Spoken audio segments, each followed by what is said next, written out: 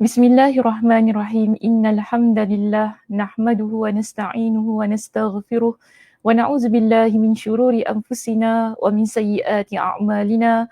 Man yahdihillahu fala mudhillalah wa man yudlilhu fala hadiyalah. Wa asyhadu an la ilaha illallah wahdahu la syarikalah wa asyhadu anna Muhammadan abduhu wa rasuluh. Amma ba'd. Rabbi shrah li sadri wa yassir li amri wahlul 'uqdatam min lisani yafqahu qawli. Rabbi zidni ilma warzuqni fahma. Allahumma inna nas'aluka ilman nafi'a wa rizqan tayyiba wa amalan mutaqabbala.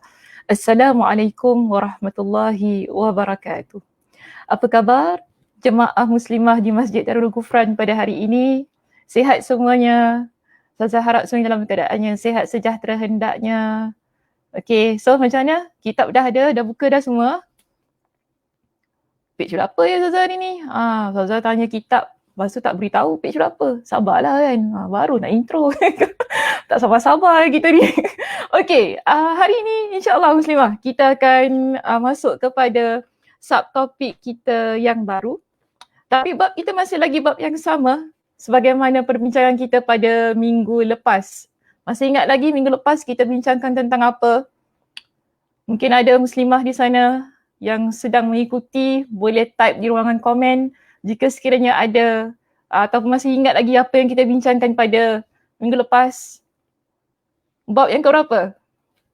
Jika adalah di situ, siapa dengan kita hari ini? Kak Nisa. Waalaikumsalam. Kak Nisa ada kat sini. Kak Zah pun ada kat sini. Kak Noh. So macam mana? Ingat tak kita berada di halaman berapa dan juga di bab yang keberapa? Senyap semua. Fitri tak nak jawab hari ni Fitri? Ke Fitri baru masuk? Okay, tak apalah, lambatlah Zazah nak tunggu semua orang menaip di situ. Oh, bab 23, Masya Allah, Tabarakallah. Tengok Fitri. Fitri selalu macam gitu. Saya kalau tanya orang lain, dia jawab. Tapi tak apa Fitri, Alhamdulillah. Terima kasih Fitri di atas jawapan diberikan. Yes, kita berada di bab yang ke-23 pada minggu lepas, betul tak? Jadi hari ini kita akan menyambung perbincangan kita dalam bab yang ke-23 itu. Tapi kita akan masuk kepada subtopik yang baru dalam bab 23 dan insyaAllah hari ini kita akan selesaikan perbincangan yang terdapat dalam bab 23 kita. Okey, dalam bab 23 yang bertajuk meyakini terkabulnya doa. Ya.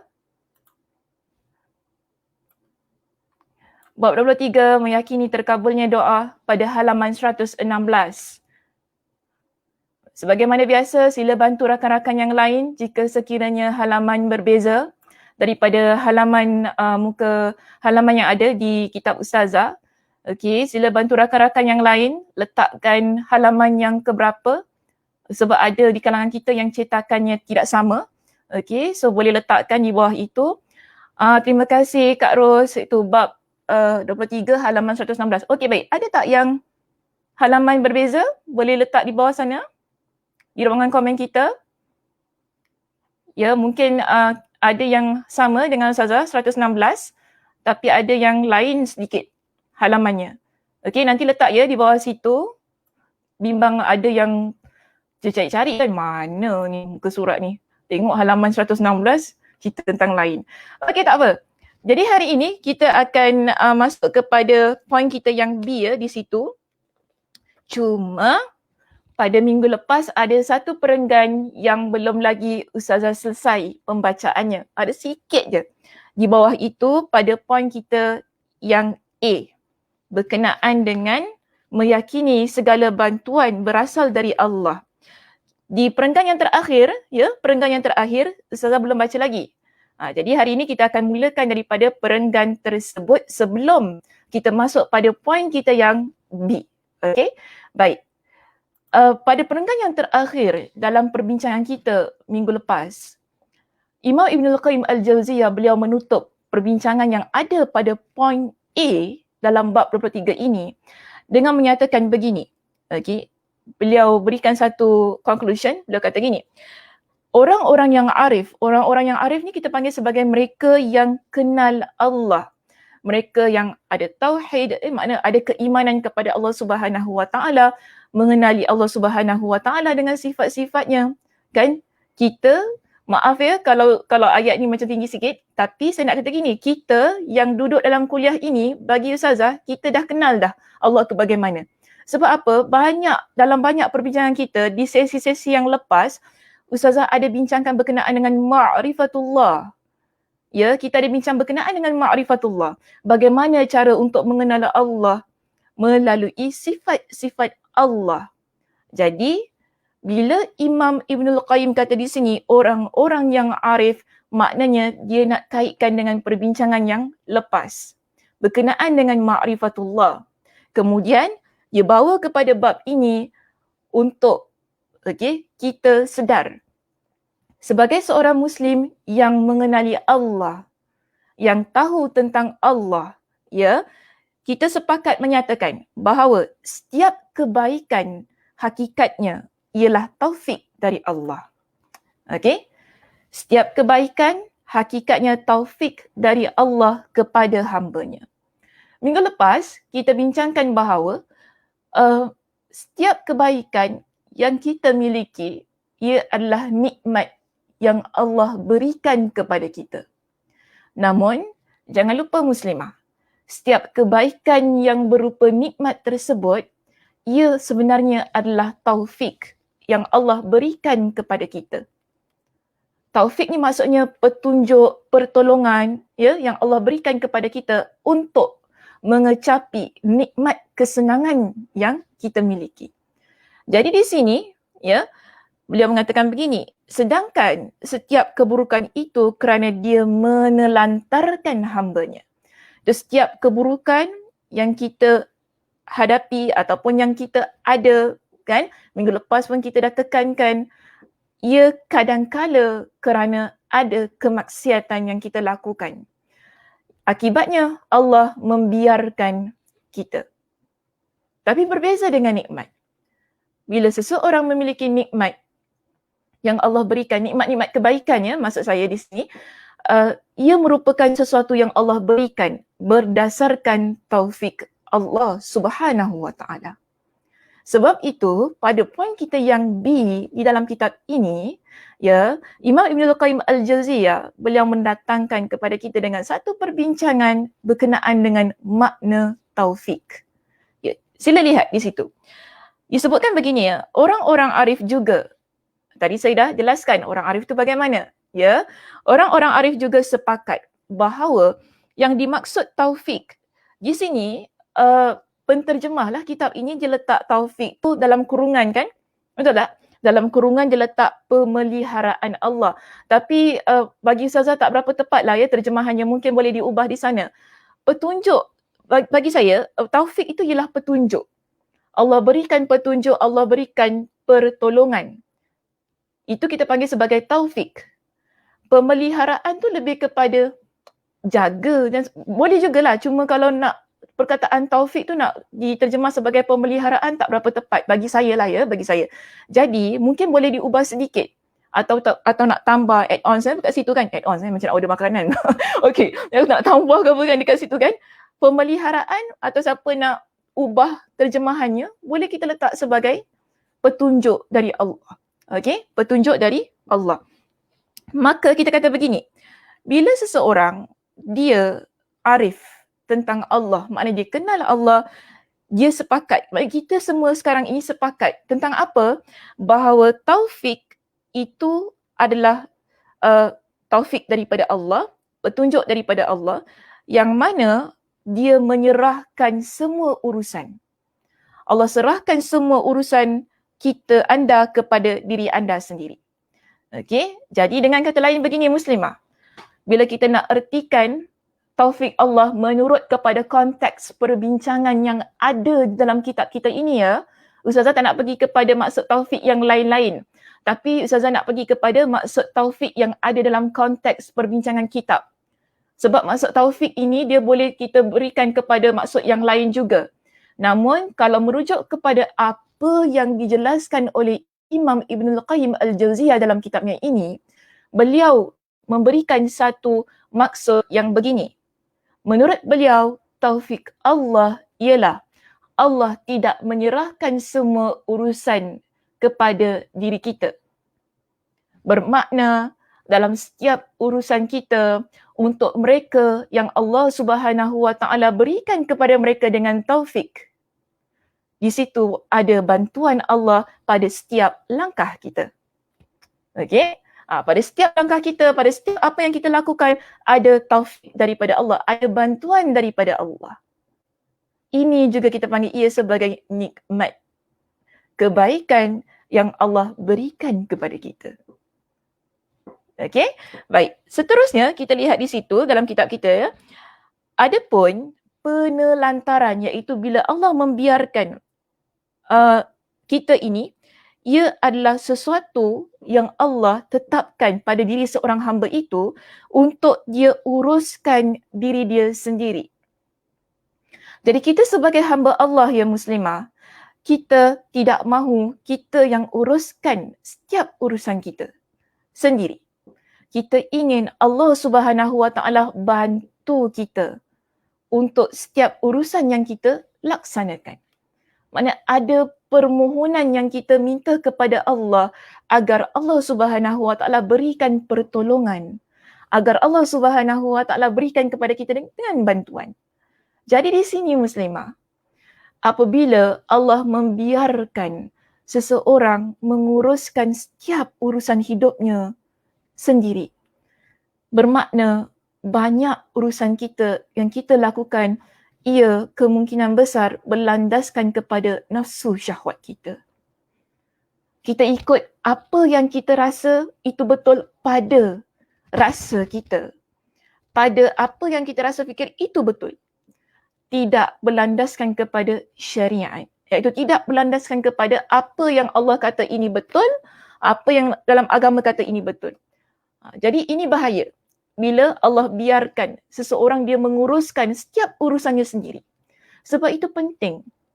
Kita sebagai hamba Allah, kita mohon agar Allah Subhanahu Wa Taala sentiasa memberikan taufiknya kepada kita.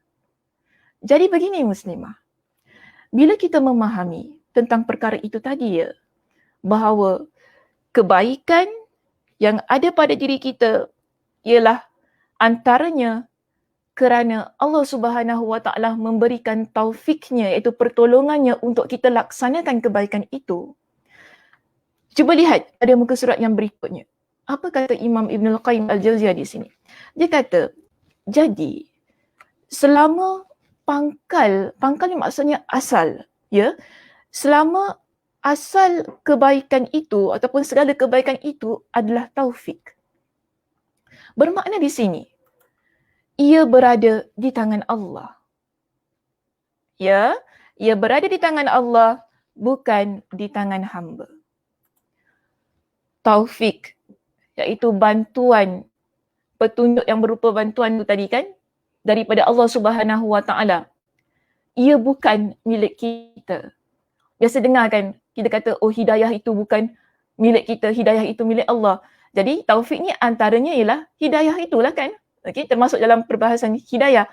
Maka di sini kita kata, jika asal kebaikan adalah taufik, kita nak buat setiap kebaikan, ia adalah perlukan kepada taufik Allah, bermakna taufik itu adalah berada di tangan Allah, bukan di tangan kita sebagai seorang hamba.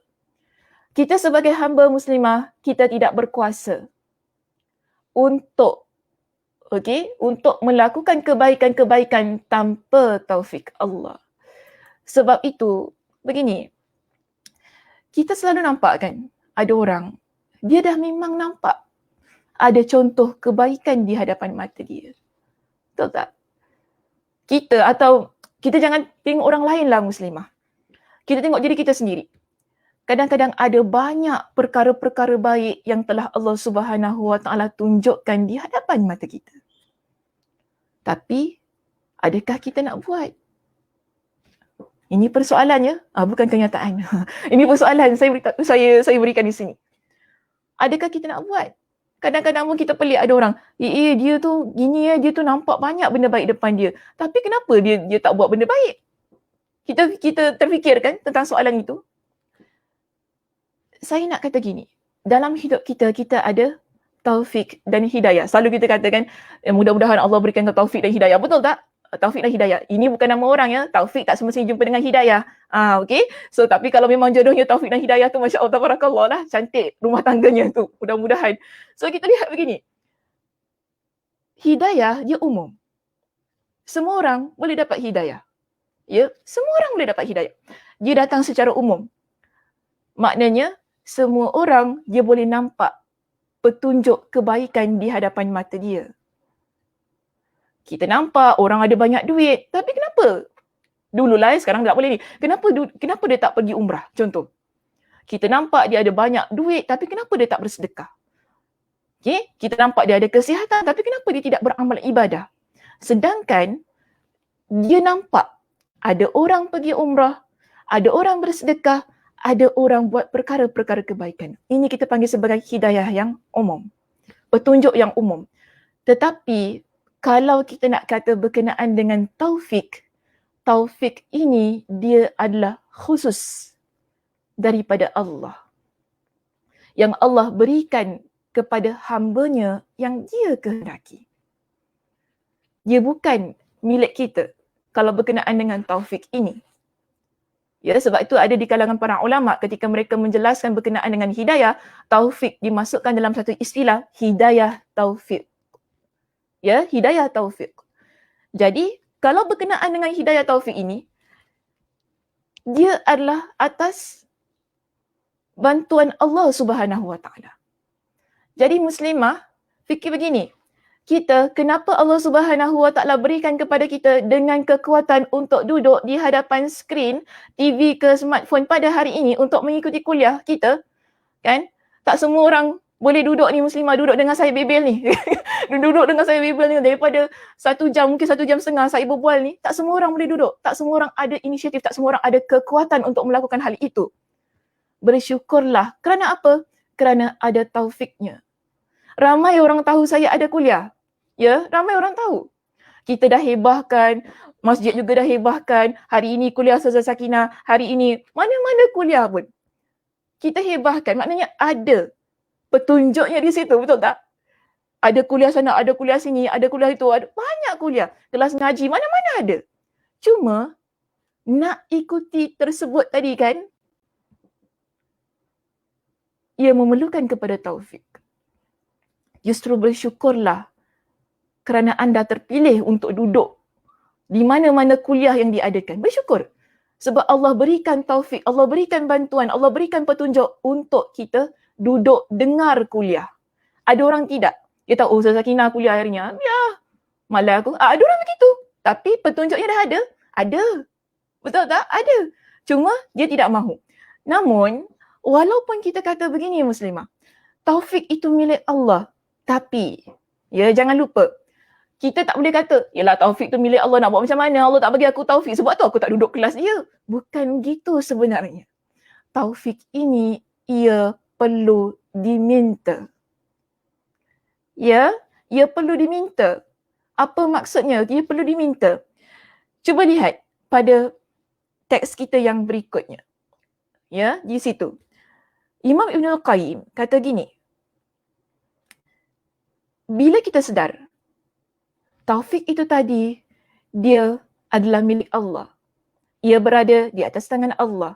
Bukan berada di tangan hamba. Kita memang tak ada kekuasaan untuk beri taufik kepada sesiapa. Bukan kekuasaan kita. Bukan atas kudrat kita untuk melakukan hal itu. Kita memang tak mampu. Namun, Imam Ibn Al-Qayyim kata apa? Maka kuncinya, dia ada key dia bagaimana kita nak dapatkan taufik itu. So mak di sini, jangan kita berikan alasan tak sampai seru lagi Ustazah. Macam mana saya nak duduk kuliah Ustazah? Tak ada maknanya tak sampai seru Muslimah. Ya, tak sampai seru lagi aku ni. Bimbang-bimbang seru lain yang sampai tu nanti ya. Okay, so kita lihat begini. Bila kita faham tadi, taufik itu milik Allah, kita tak mampu kan untuk dapatkan taufik itu melainkan atas kehendak Allah yang beri. Imam Ibn Al-Qayyim kata apa? Kita ada kunci untuk buka pintu itu supaya kita dapat taufiknya. Apa kata dia? Dia kata gini, kuncinya adalah berdoa. Minta kepada Allah. Ya Muslimah, kita minta kepada Allah agar Allah berikan kepada kita dengan taufik dan hidayah. Itu tugas kita sebagai hamba Allah. Untuk kita buka pintu taufik itu tadi, ia memerlukan kepada kunci. Kuncinya apa? Doa. Minta kepada Allah Azza wa Jal agar Allah berikan kepada kita dengan taufik. Taufik bukan taufik manusia, ya. Tiba-tiba taufik batisah pula kat sini. Bukan. Agar Allah berikan kepada kita dengan taufik. Iaitu pertolongan, petunjuk, pertolongan dan bantuan untuk kita melaksanakan amal kebaikan. Ya. Jadi, dia bukan hanya semata-mata doa Muslimah. Namun, di sini disebutkan, dia merasa membutuhkannya. Maksudnya kita ada rasa perlukan Allah. Berserah diri kepada Allah dengan tulus, iaitu dengan keikhlasan kita. Serta berharap sekaligus takut kepadanya. Jadi, kita ada di sini. Kita ada kuncinya. Kita ada 5 kunci yang perlu kita pegang. Ya, 5 kunci yang perlu kita pegang untuk supaya apa? Kita sebagai seorang Muslimah mendapat taufik. Kenapa kita nakkan taufik itu? Supaya kita ada kekuatan. Allah berikan kepada kita bantuan. Untuk apa Muslimah? Agar kita dapat melaksanakan amal kebaikan. Sebab itu kita perlu angkat tangan kita, doa kepada Allah.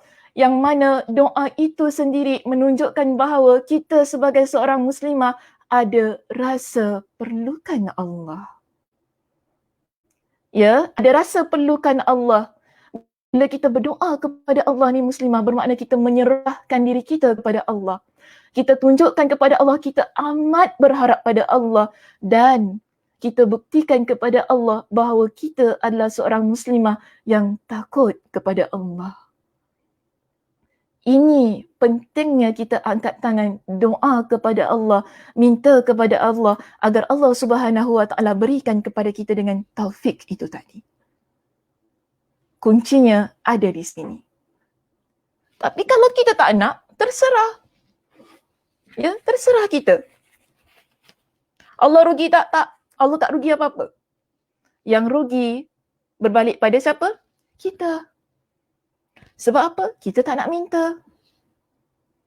Jadi jangan salahkan Allah tak bagi aku taufik nak buat baik. Buat macam mana? Salahkan Allah, jangan salahkan aku. Tak boleh kita cakap sedemikian Muslimah. Ya, sebab kita dah belajar begini. Kita nakkan taufik itu tadi. Tugas kita sebagai hamba Allah. Minta. Buka pintunya. Bagaimana? Doa kepada Allah. Allah akan beri jalan bagaimana untuk kita lakukan kebaikan itu tadi. Kerana apa? Kita hamba yang meminta kepada Allah. hamba yang ada rasa perlukan Allah, hamba yang nak menyerahkan dirinya kepada Allah, hamba yang sentiasa berharap kepada Allah, hamba yang sentiasa takut kepada Allah. Baru taufik itu datang kepada kita. Allah berikan taufik itu kepada kita.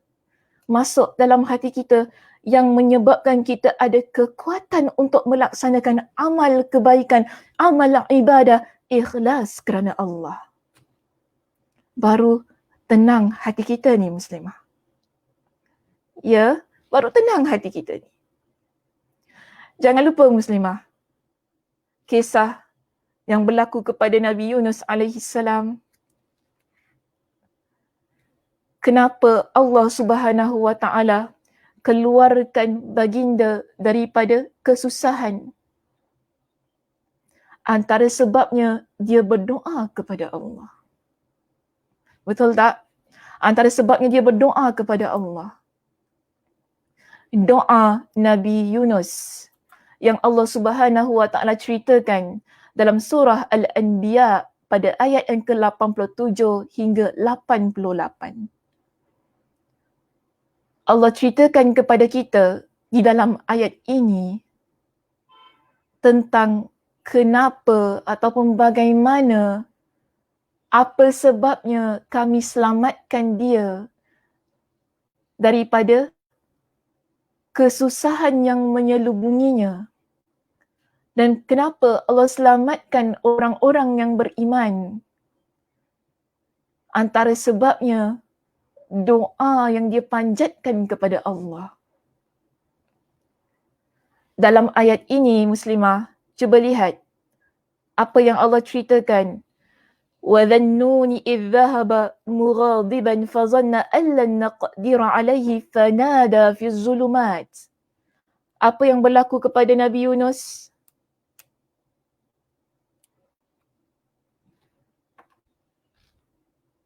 Apa yang berlaku kepada dia? Susahlah kat sini nak tanya, tak ada dengar suara orang lain nak menjawab kat sini. Okay. Kalau dalam kuliah sedaplah juga kan dengar juga suara orang nak menjawab. Okey, kita lihat begini muslimah.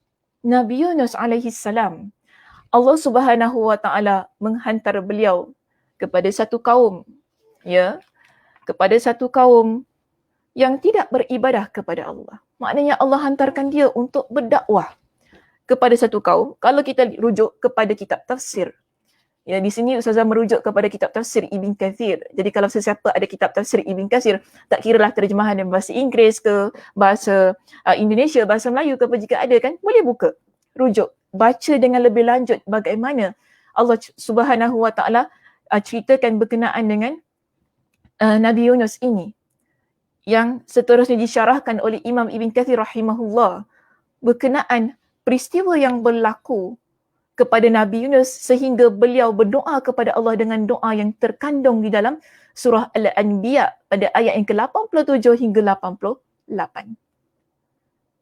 Nabi Yunus, dia keluar tinggalkan kaumnya dalam keadaan yang marah. Kerana apa? Mereka tidak mahu menerima dakwah yang beliau sampaikan. Dia keluar kepada kaum dia dan beritahu kepada kaumnya dalam masa 3 hari Allah Subhanahu wa taala akan timpakan kalian dengan azab. Lalu dia tinggalkan kaum dia dalam keadaan marah. Sebab itu dalam ayat ini muslimah, Allah kata apa?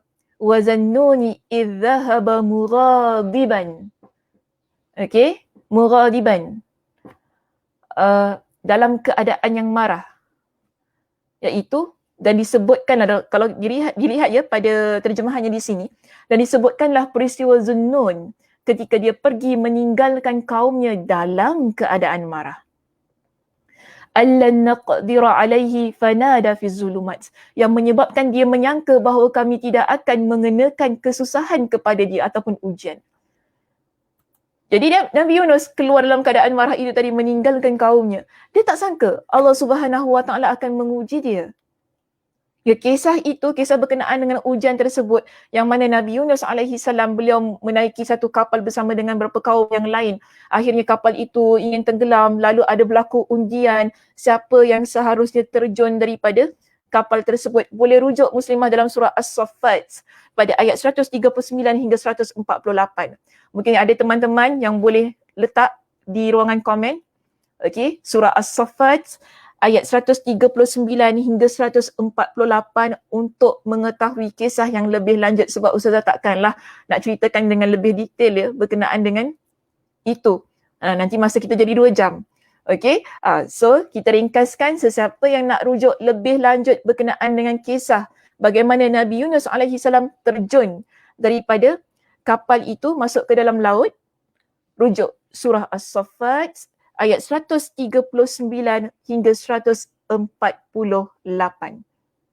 Okey, jadi ringkasnya di sini, ketika Nabi Yunus dia terjun daripada kapal tersebut, datang seekor ikan paus yang menelan beliau. Ikan itu menelan beliau hidup-hidup. Ya. Dalam keadaan yang sedemikian, Allah kata apa tadi dalam surah Al-Anbiya ayat 87 ini? Fanada fiz zulumat. Maka Nabi Yunus dia pun berdoa. Okey, fanada di sini menyeru. Kalau dalam terjemahan di situ Ustazah letakkan menyeru. Tapi kalau nak kita faham ikut kepada konteks perbincangan kita pada pagi ini, ialah Nabi Yunus pada masa itu dia berdoa kepada Allah. Doanya apa? Doanya la ilaha. An tu bukannya? Silap pula saya warnakan. Doanya bermula daripada la. Okay? La ilaha illa anta subhanaka inni kuntu minaz zalimin. Biasa kan doa ini? Biasa juga saya kongsikan dalam kuliah kita di sesi-sesi yang lepas. Lebih-lebih lagi pada kuliah kita yang tak online lah. Banyak kali saya kongsikan tentang doa ini.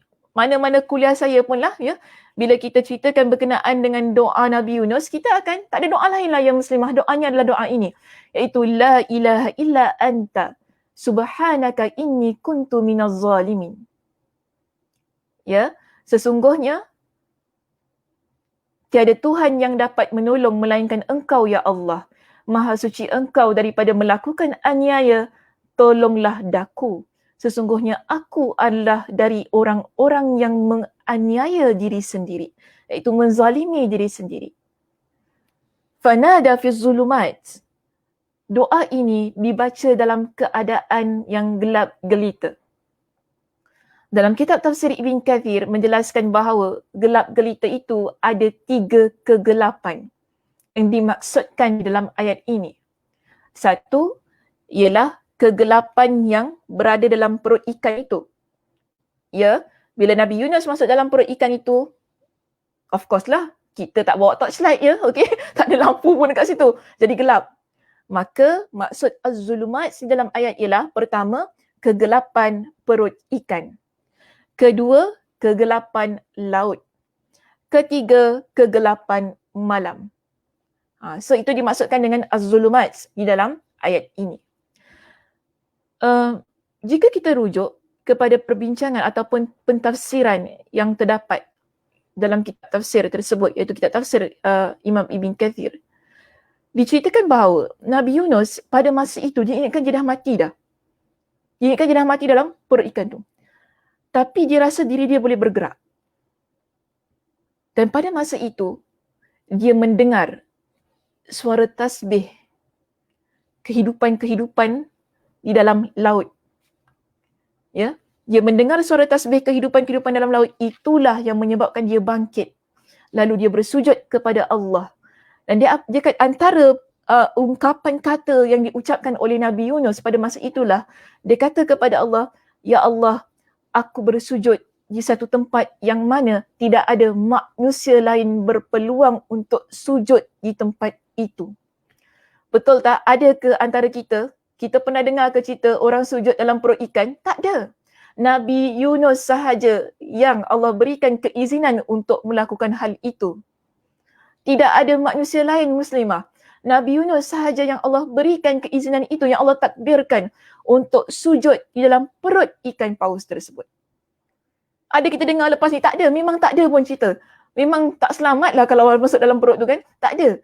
Tapi Nabi Yunus, Allah berikan keizinan itu. Lalu apa kata Nabi Yunus?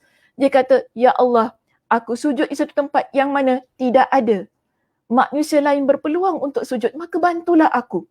Dia minta bantuan kepada Allah. Lalu dia baca doa itu tadi.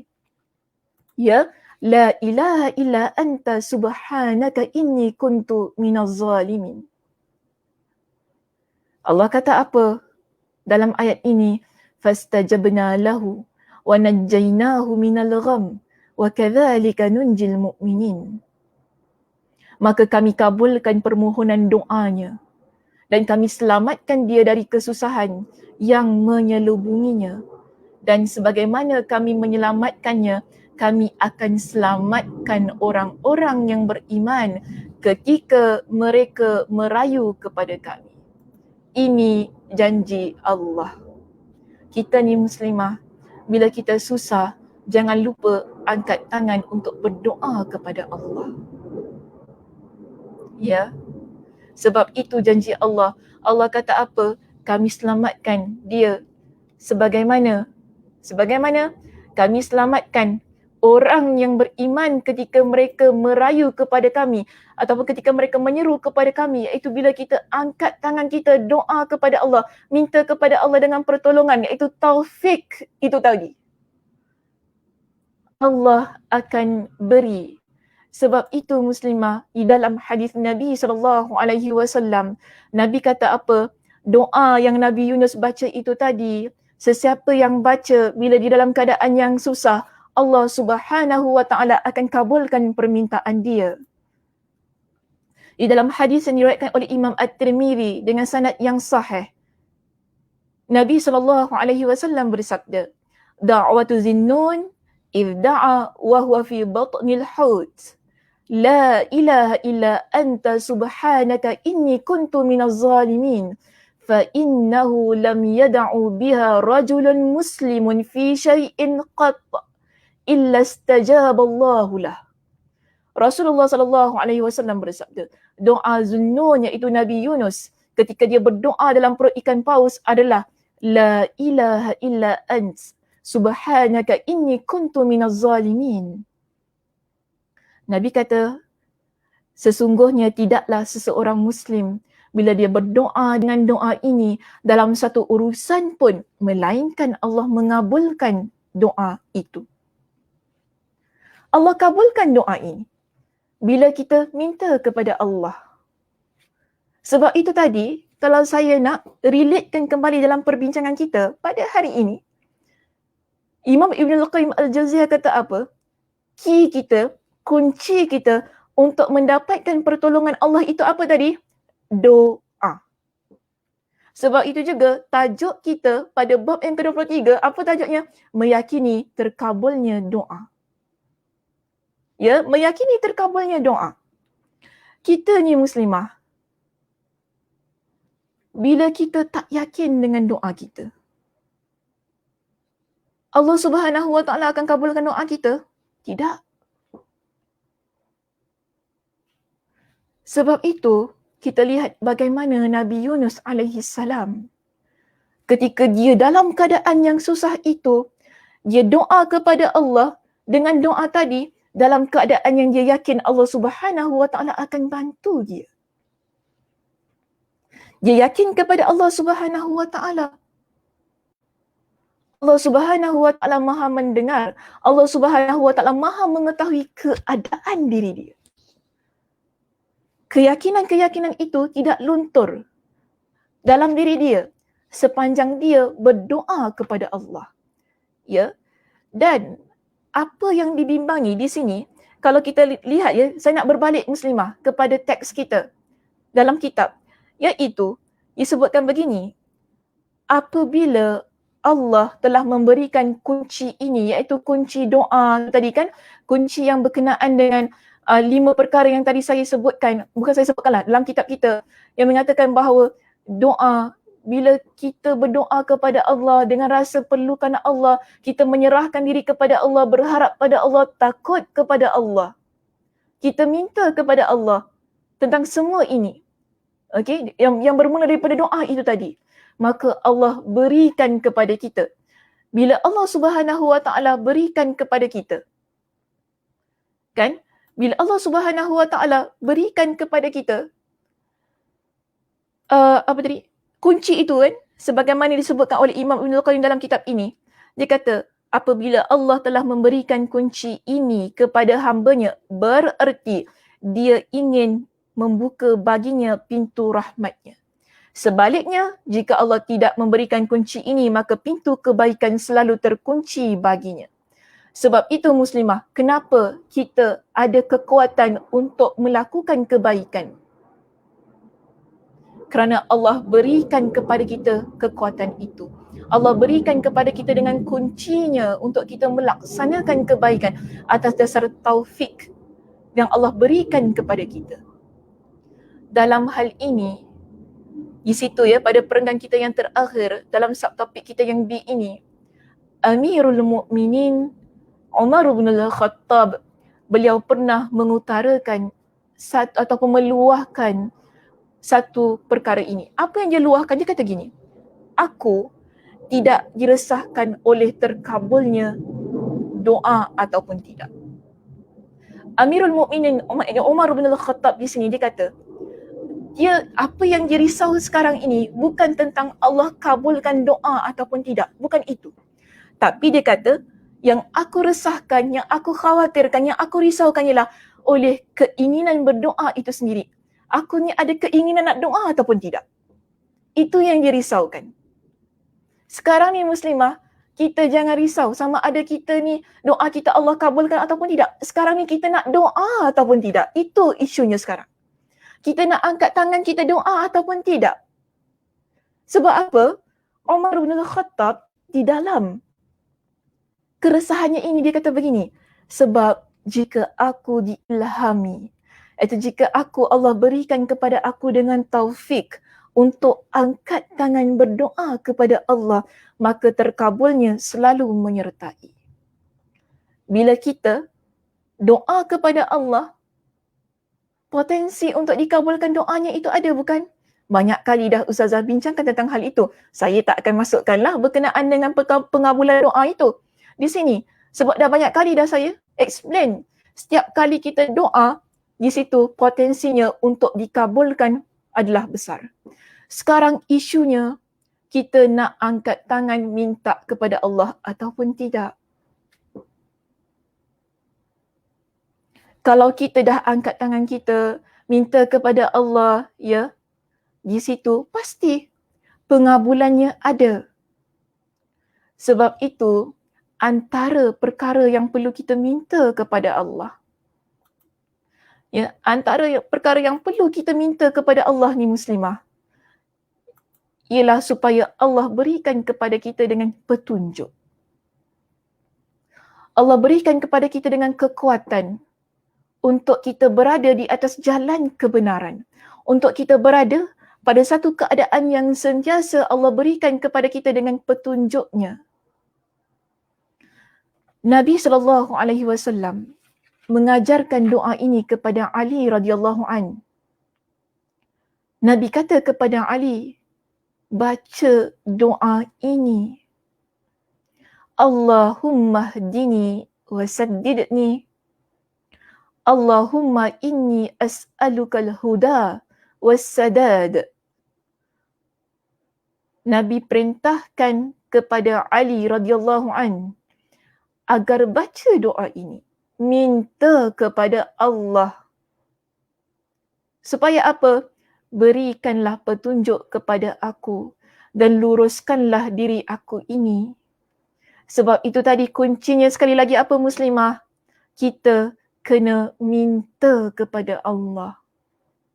Doa kepada Allah agar Allah berikan kepada kita dengan petunjuk. Allah berikan kepada kita dengan taufik. Supaya apa? Kita sentiasa melakukan amal-amal kebaikan sepanjang kehidupan kita. Kita minta kepada Allah dalam doa ini, Allahumma inni as'alukal huda wassadad. Ya Allah, aku memohon petunjuk dan kelurusan kepadamu. Kita minta kepada Allah ni muslimah. Allah berikan kepada kita dengan petunjuk. Kita minta kepada Allah agar Allah berikan kepada kita dengan satu petunjuk yang mana kita nampak benda tu dia adalah satu perkara yang lurus. Dia bukan jalan bingkang-bingkuk. Di dalam hadis yang diriwayatkan oleh Imam Muslim ini, Nabi SAW kata kepada Ali, "Wazkur bil hidayah." Sebutlah tentang hidayah di dalam doa. Ya, sekali lagi ya, bukan hidayah nama orang, bukan. Tapi petunjuk. Nabi perintahkan kepada Ali, sebut berkenaan dengan petunjuk. Kenapa? Hidayah at-tariq. Maka Allah akan berikan kepada engkau dengan jalan. Allah akan tunjukkan kepada engkau dengan jalan. Dan Nabi kata kepada Ali, wazkur bis-sadad. Dan sebutlah tentang perkara yang lurus itu tadi. Kerana apa? Tasdidakas sahm. Maksudnya, Allah akan tunjukkan kepada engkau dengan satu perkara yang lurus sebagaimana anak panah yang tepat terkena pada sasarannya. Ini pentingnya doa muslimah. Kita sekarang ini nak jadi seorang muslimah yang sentiasa melaksanakan amal kebaikan yang sudah kita bincangkan pada minggu lepas bahawa ia adalah nikmat yang Allah berikan kepada kita. Nikmat kebaikan yang Allah berikan kepada kita. Pada hari ini, kita jelas bahawa nikmat kebaikan itu tak mungkin kita peroleh tanpa kuncinya, iaitu minta kepada Allah. Dan di sini juga jelas kepada kita, Nabi sendiri arahkan kepada Ali radhiyallahu an agar minta kepada Allah berikan kepada dia dengan petunjuk. Ali radhiyallahu an bukan calang-calang orang muslimah. Bukan orang awam, rakyat marahan biasa-biasa, bukan. Dia di kalangan yang dekat kepada Nabi. Di kalangan insan yang Nabi kata apa? Mubashirina bil jannah. Yang Allah kabarkan kepada dia dengan syurga. Bukan orang yang biasa-biasa. Namun, dalam keadaan yang memang begitu sekali itu, yang dekat pada Nabi, orang yang di kalangan ahli syurga ini, Nabi masih lagi perintahkan untuk minta kepada Allah tentang petunjuk itu tadi. Jika Ali, Nabi perintahkan kepada dia untuk minta jalan supaya Allah tunjukkan jalan petunjuk. Kita ni apatah lagi kita ni. Kita lebih-lebih lagi ni muslimah. Perlu minta kepada Allah agar hati kita sentiasa mendapat petunjuk Allah untuk melaksanakan perkara-perkara yang baik. Agar hati kita sentiasa berada pada jalan yang lurus untuk kita mendapatkan keredaan Allah Subhanahu wa taala. Begitu kita ni. Ya, begitu keadaan kita. Jadi tak boleh kita ni tunggu taufik hidayah tu datang dalam hidup kita supaya kita boleh buat amal kebaikan. Tak boleh begitu. Perlu kita angkat tangan kita dalam keadaan yang mana bila kita angkat tangan kita, kuncinya tadi jangan lupa muslimah. Apa kuncinya? Apa kuncinya tadi? Jangan lupa. Okay. Kunci ini. Doa. Doa kepada Allah. Kerana doa itu dia akan buat kita rasa perlukan Allah. Kita serahkan diri kita kepada Allah. Berharap kepada Allah. Dan takut kepada Allah. Maka antara doa yang Nabi ajarkan kepada kita supaya kita minta kepada Allah. Allahumma hdini wa saddidni. Allahumma inni as'aluka al-huda was-sadad.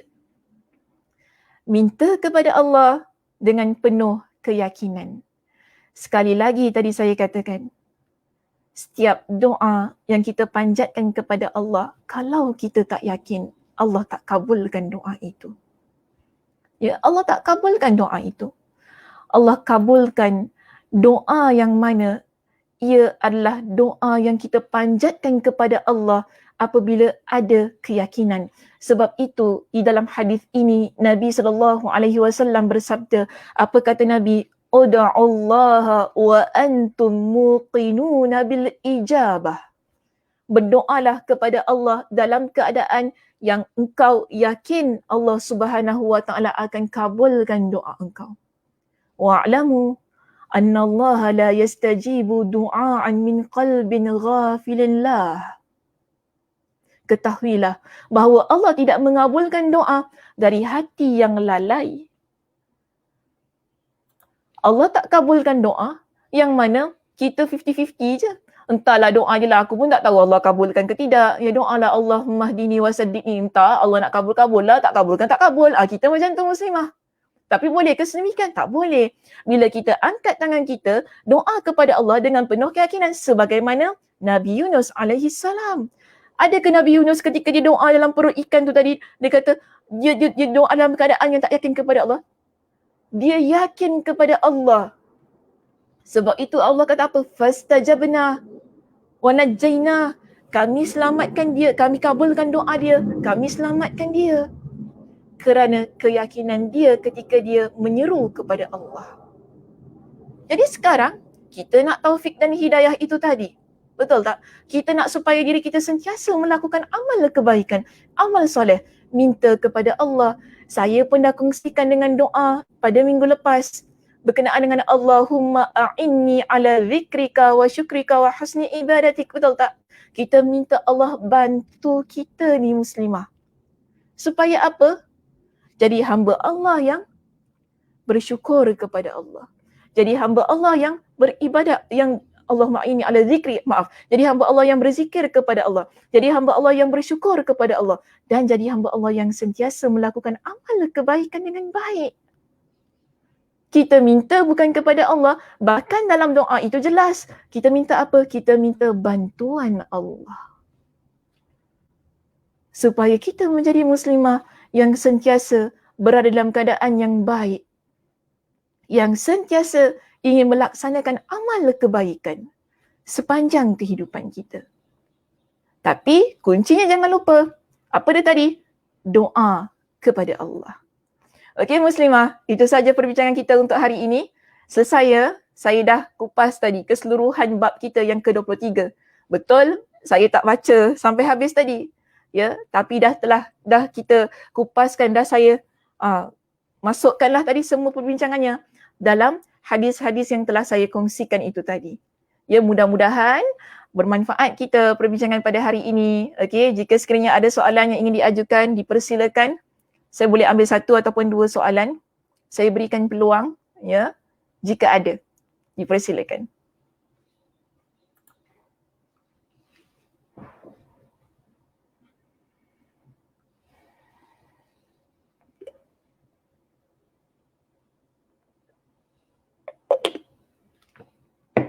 Ada soalan muslimah?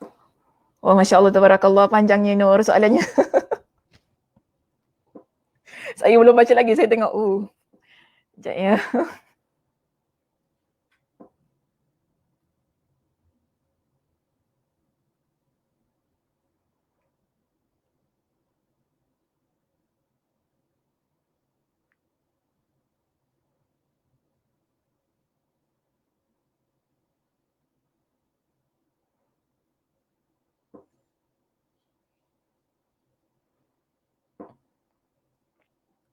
Okey Nur, soalan Nur di sini ya. Terima kasih Nur di atas soalan yang diberikan di sini. Nur tanya kepada kita, bagaimana kita boleh menasihati seseorang yang lebih cenderung untuk mencari jalan penyelesaian mengikut hawa nafsunya atau jalannya sendiri berbanding dengan meminta dari Allah Subhanahu wa taala. Walaupun jelas dia ditimpa pelbagai masalah, dia tidak merasakan perlunya berdoa. Adakah ini bermakna dia tidak diberikan taufik untuk berdoa? Boleh tak kita memohon untuk seseorang diberi taufik? Boleh sahaja Nur, tak menjadi masalah. Ya, kita minta kepada Allah, kita doakan untuk dia supaya Allah Subhanahu wa taala berikan kepada dia dengan taufik dan hidayah. Kita minta kepada Allah. Kalau kita dah, pertama, nasihat itu adalah hak yang perlu kita berikan kepada saudara kita sesama Muslim. Itu hak dia yang perlu kita berikan. Ya, bila kita nampak mungkin dia adik-beradik kita, ahli keluarga kita ataupun orang yang rapat dengan kita lah, teman-teman kita, yang boleh kita nasihatkan ya, Sebab kena faham juga, nasihat ni tak semua orang boleh berikan. Ya, nasihat tak semua orang boleh berikan. Ya, perlu lihat siapa juga yang memberikan nasihat. Sebab tu kadang-kadang ada orang dia tak dengar nasihat kita. Mungkin sebab kita bukan orang yang tepat untuk memberikan nasihat kepada dia. Jadi, di sini, tugas kita bila kita nampak, bila dia dekat dengan kita, orang yang kita rapat kan, seperti yang saya kata mungkin adik-beradik kita, mungkin teman kita, kawan baik kita, yang kita sayang dia.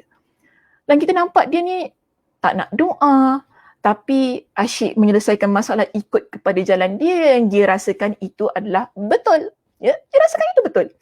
Jadi mungkin kita boleh approach dia dengan cara penuh berkasih sayang lah ya. Berhemah lah. Kita mungkin nasihatkan dia, mungkin minta dia lebih banyak berdoa kepada Allah. Jangan kata kau tu memang tak pernah doa kepada Allah sebab tu hidup kau susah. Jangan cakap gitu muslimah. Orang tak boleh terima. Ya Allah tak boleh terima. Mungkin ayat kita ni pun kena guna betul-betul je. Kena perhatikan sebelum kita cakap tu, kita kena fikir ayat kita tu bagaimana. Mungkin kita kata cuba banyakkan lagi berdoa kepada Allah. Maknanya kita tak menafikan bahawa dia adalah orang yang berdoa. Sedap sikit dengarnya, betul tak? Namun kalau dia masih tidak mahu, dia tak nak kan, dia rasa tak perlu untuk berdoa, biarkan saja. Kita pula jangan berhenti berdoa untuk diri dia. Sebab apa, kita sayang dia tadi kan? Betul tak? So kita doa untuk saudara kita tu tadi. Mudah-mudahan Allah Subhanahu Wa Taala bantu dia dan beri kepada dia taufik dan hidayah. Mudah-mudahan. Siapa tahu berkat doa kita Allah Subhanahu Wa Taala kabulkan, akhirnya dia ingin jadi orang yang dekat kepada Allah dan angkat tangannya minta kepada Allah. Ya, tidak mustahil, boleh sahaja. Ya, Nur, wallahu a'lam bishawab. Mungkin ada lagi satu soalan, jika ada dipersilakan.